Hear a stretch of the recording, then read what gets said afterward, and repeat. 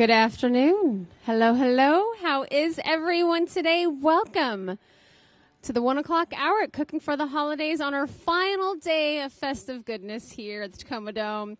I would like to thank our sponsors before we introduce today's chef. Thank you to Mattress Firm, Renewal Remodel Additions, and Bates Technical College, which is going to get all the close-up shots that you're going to see on this screen over here. So keep your eyes open. This is the sizzling, the chopping, the beautiful faces. You might see yourself on there if you ask a question, so be prepared, okay? And without further ado, let's give a warm, warm welcome to Aura May, the Kitchen Beautician. Yes. Well, hello, Aura May. Well, hello. How are you? I am well. You're well, hanging in there. Yes. Thank you for joining us. This is the beginning of the holiday season in my world as well. Right, we're already making appointments for Thanksgiving and Christmas. I'm a hairdresser. I own a hair salon here in downtown Tacoma. So it already feels like Christmas because everyone has already planned their holiday hair appointments. Because you're going to make them look fly. Right. Well, you know, everyone has a camera now. You can't go anywhere and not have your picture taken. So you can't show up for Thanksgiving dinner looking all sloppy. You can't go in there with your roots. No, unacceptable. No. But we're not going to be will doing. Remember. We're not doing hair today, though. We are not doing hair today, but I do have some lovely hair products to give away as gifts.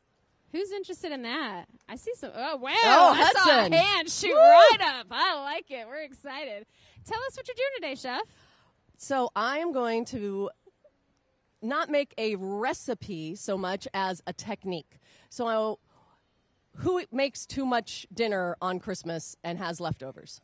All of us. And who gets tired of eating the leftovers before they're gone? All of us. So there's only so many things you can do. This is just another thing you can do with those leftovers to make it more interesting. Also, I have someone in my house who says they don't like leftovers, but what they mean is they don't just want a plate of meat and mashed potatoes and stuffing again. If I make it into something else, then that's all fine. But just to have another Christmas dinner for lunch the next day does not excite them. So Nobody wants that. It's old news. Right. Well, I am a lazy person, and so I always take the leftovers for my work lunches. So when I'm cleaning up and putting things away after even regular dinner, not just holiday dinners, I portion out my lunches for work. So 1 day, 2 day, 3 days, bump, done, ready to go. So then all I have to do at work is pop it in the microwave, and I've got something that I already know was tasty. So, I love it.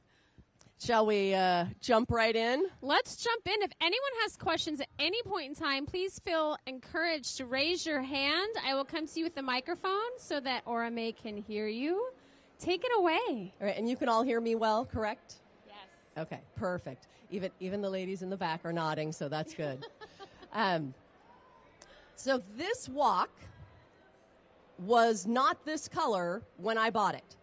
Okay, I've been working really hard on it for about 2 weeks to get a good season on it so that it will be nonstick. We'll see. Woks are traditionally used on very hot burners. So at home I have a gas burner. Who's got gas? Who's got gas at home? Okay, so if you're going to use a wok at home, you're probably going to want it up as high as that burner will go. Here we've got an electric solid surface, so we're using the quick boil one. So this is the hottest burner it's got. We might not get it as crispy as we want it to be because the crisp is going to come from high heat. So knowing that, we're just going to wing it and see what we get. And isn't that what it's like in the kitchen anyway, right? Just you get what you it. get, and you don't throw a fit, and you roll with it. Not everything works out the way you hoped and dreamed and planned every single time. But sometimes it's better. Right? It happens. Serendipitously. Okay, well, that seems hot, doesn't it? Woo! We got fire. It is real hot. We haven't seen an active fire all weekend. Well, so I was waiting for it. I am on fire.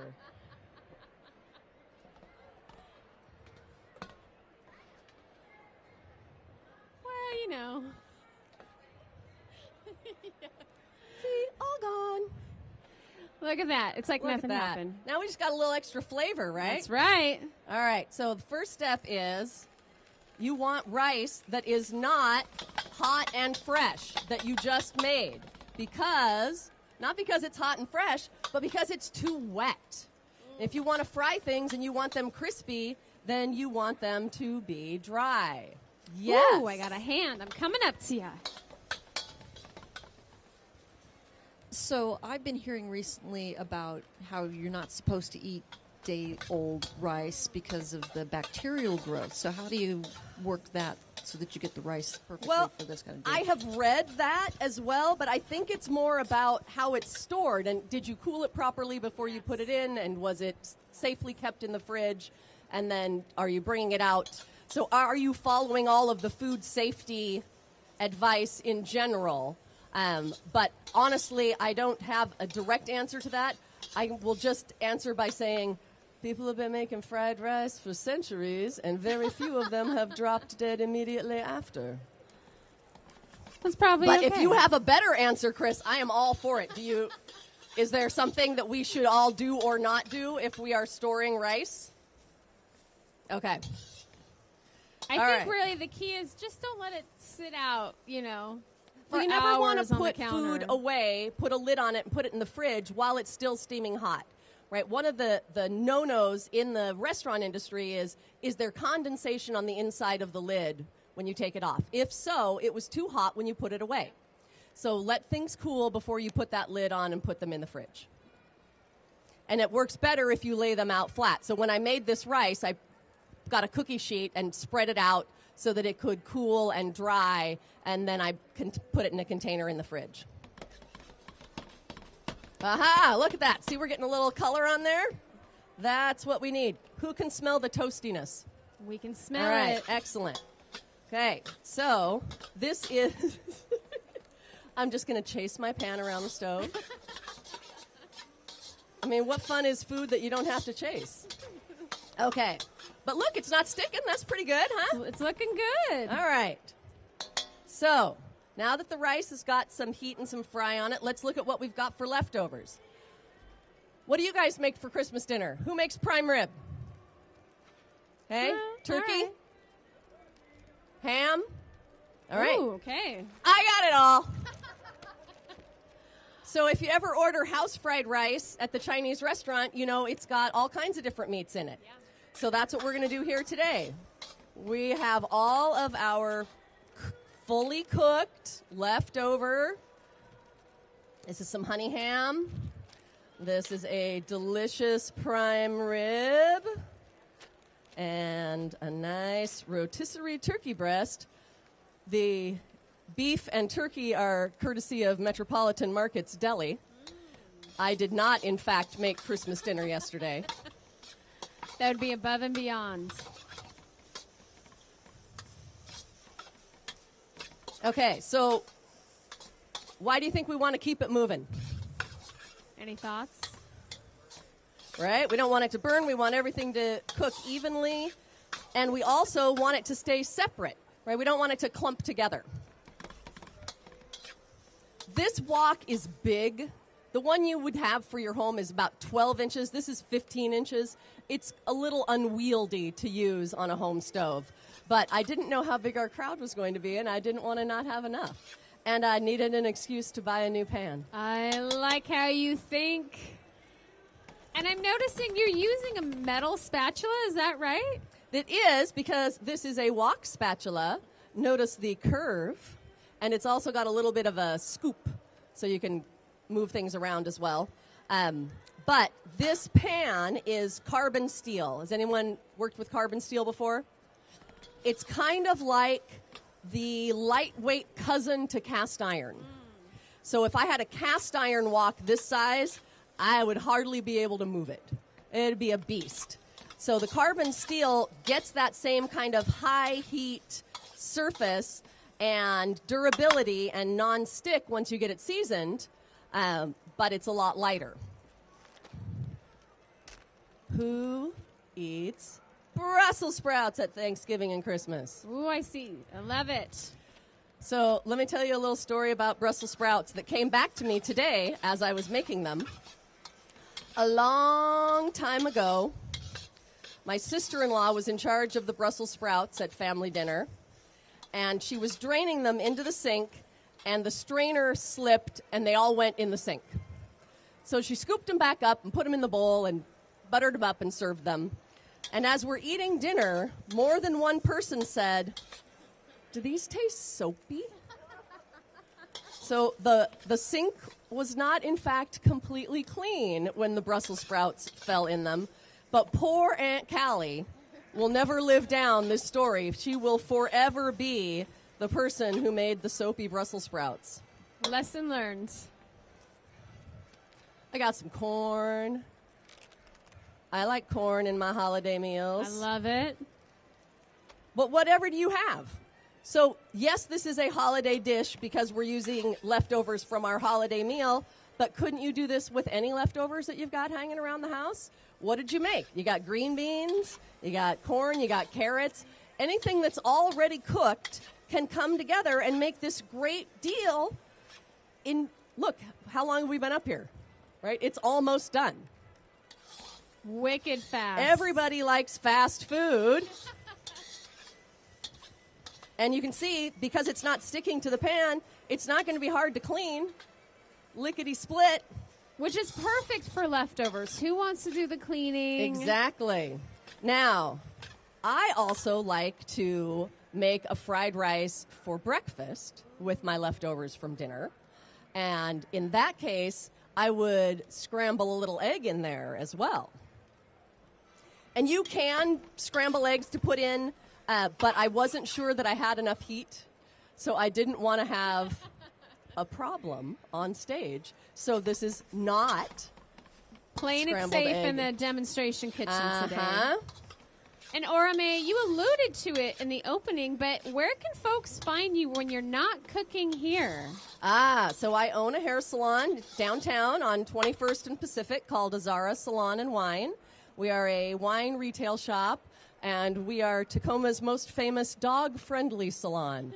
So we have salon dogs who come and hang out, and clients bring their friendly pets as well.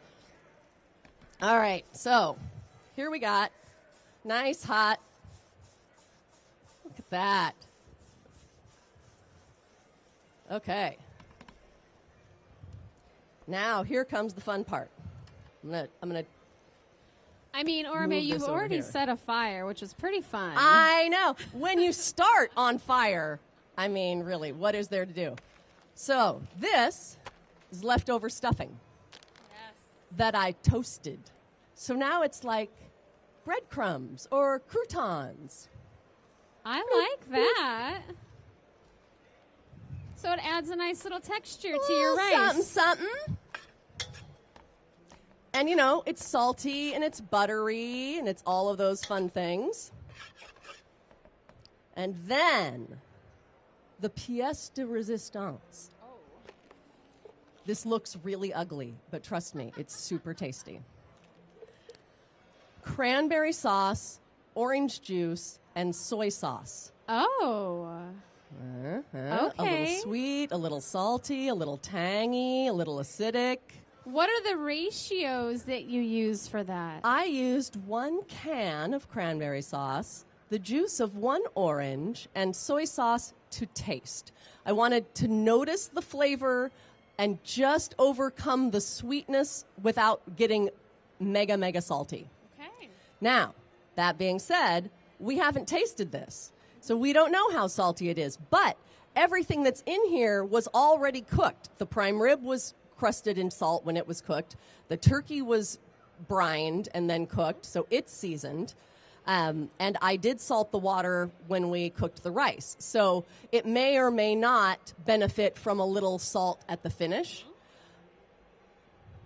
in which case I brought this. Another little flavor enhancer is toasted sesame oil. Yes.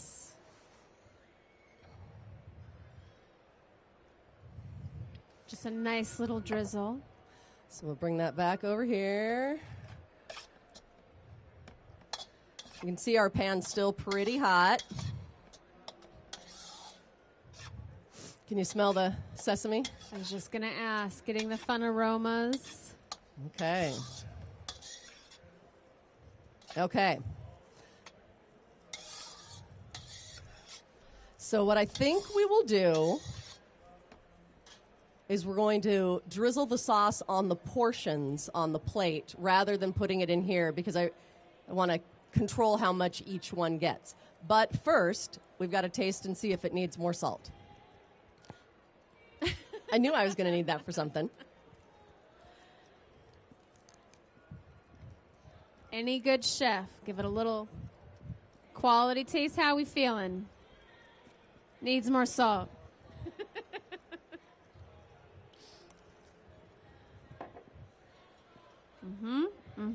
A little more sesame, okay. All right. Oh, way in the back. Hold on 1 second. We got a question. If you put the toasted sesame oil on after, what oil did you start with? I used avocado oil because it has a higher smoke point and it doesn't have a lot of flavor of its own. The sesame oil can't take the high heat. Thank you. Now, when I purchased this wok, it was on Amazon, and it had a lot of negative reviews. But I bought it anyway, and let me tell you why. People's complaint was it rusted. What that means is they did not read the instructions and did not know that it came unseasoned, and you have to put the seasoning on it. So once it's been oiled and cooked and oiled and cooked and oiled and cooked, rust is not going to be an issue. Does anyone remember before all of the kitchen knives were stainless steel and they were carbon steel and your mother told you better dry it before you put it away? Right? Because the knife would rust. So carbon steel is what those were made of, and that's what this pan is made of. It's super sturdy, super durable, but it will rust if you don't take care of it properly. So reviews be damned. Because you Yep. know what you're doing. Well, yeah, know what you're looking at and looking for. It's kind of like, anytime you're looking at reviews online, sometimes you can tell that the person who left the review maybe didn't really understand what it was that was happening. They maybe misunderstood the instructions, or they had never had that service done before, or they just didn't know what to expect. Maybe they weren't given good directions to the business, and it's soured them straight from the start. All right.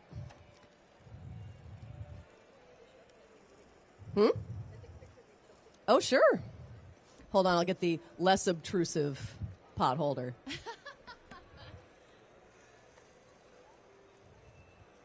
All right. For those who don't know, Chris comes every year and she gets the best pictures. So, Okay, now we're talking. yeah, feeling good? Feeling Yep, good? that's good. All right. Look at it. That's a nice little shot of it there. All the colors. It looks tasty. It looks just enough not like leftovers to maybe make some people pleased. Right.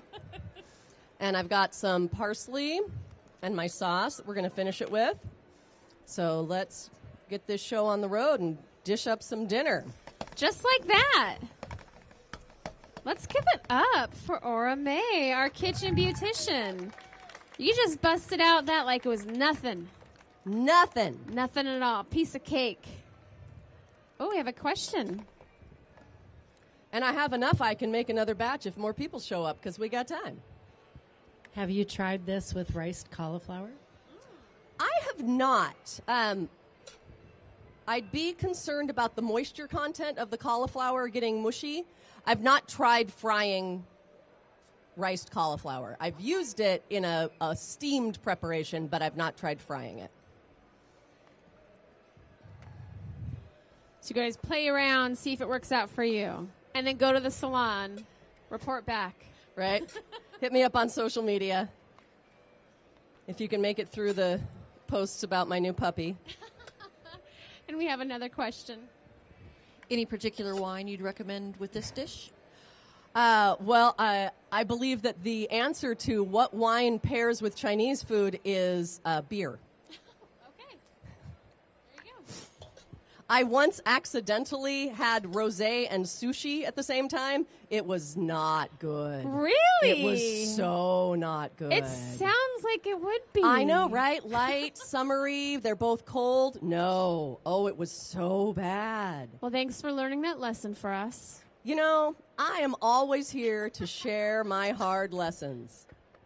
Why should we all have to figure it out the hard way? Did she? Well, she's more clever than I am. Who's more clever? Chris Blondin. Oh, Chris Blondin. She couldn't make it this year, but here in spirit.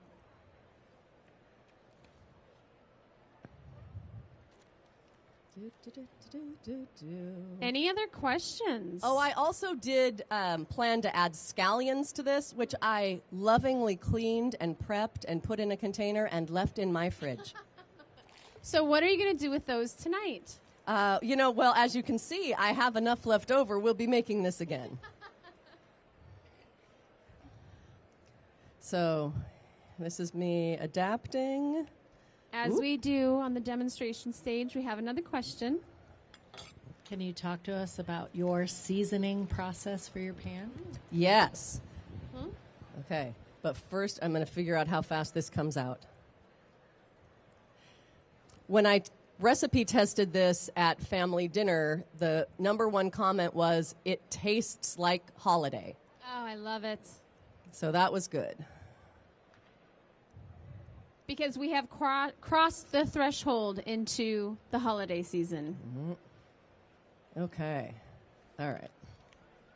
So when you have a brand new, unseasoned pan, whether it's carbon steel or cast iron, there's a process that takes a couple of steps. I spent one Sunday afternoon doing it. So you heat the pan either in the oven or on the stovetop, put oil in just enough to cover it, but not enough that it's puddling. So you're going to wipe it down.